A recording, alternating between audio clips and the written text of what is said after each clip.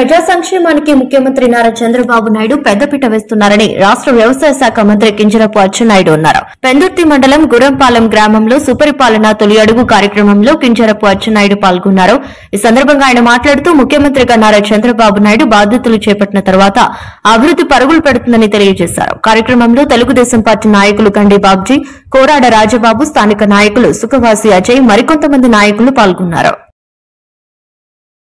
మేము రామని ప్రతి ఒక్కరు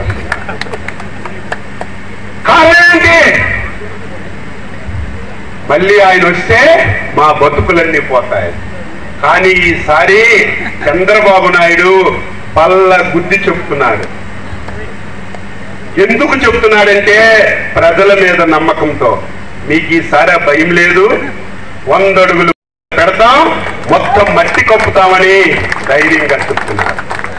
ఎందుకు చెప్తున్నారంటే ప్రజల మీద ఈసారి నమ్మకంతో. ఈ మాట నేను ఎందుకు మాట్లాడుతున్నానంటే ఆంధ్రప్రదేశ్ ప్రజలారా, మీరందరూ వైకుంఠపాలి ఆట మానాలి. వైకుంఠపాల ఆట మానితే ఈ రాష్ట్రం బాగుపడుతుంది. వైకుంఠపాలిలాగా 2014-19 చంద్రబాబు నాయుడు చేసిన పనుల అభివృద్ధి తెలుసు. 2019లోనే మళ్ళీ చంద్రబాబు నాయుడు ముఖ్యమంత్రి అయితే ఆంధ్రప్రదేశ్ రాష్ట్రం నేను ఎవ్వరము ఊహించినటువంటి సంక్షేమ పథకాలు మీ అందరికీ అందించామని చెప్పి తెలియజేస్తున్నాం. అందులో సమస్యలు పరిష్కారానికి మార్గం చూపాలి. కానీ దుర్మార్గుడని నేను ఎందుకుంటున్నానంటే ఏదో విమర్శ చేయాలని కాదు, లేకపోతే ఒక వ్యక్తిని కించపరచాలని కాదు. 2019లో అధికారం చేసిన తర్వాత 151 సీట్లు వచ్చాయని మదం పెరిగింది. మదం పెరిగి ఒక ఆలోచన మైండ్లోకి వచ్చింది.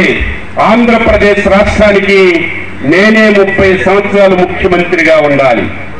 ఆంధ్రప్రదేశ్ రాష్ట్రంలో నా రాజకీయ పార్టీ ఉండాలి, ఇంకొక రాజకీయ పార్టీ ఉండకూడదని ఆంధ్రప్రదేశ్ చరిత్రలో స్వాతంత్రం వచ్చిన తర్వాత ఎప్పుడూ లేని విధంగా 5 సంవత్సరాలు వ్యవహారం చేశారు. అందులో బలైనటువంటి పార్టీ, అందులో ఇబ్బంది పడినటువంటి పార్టీ తెలుగుదేశం పార్టీ అని మనం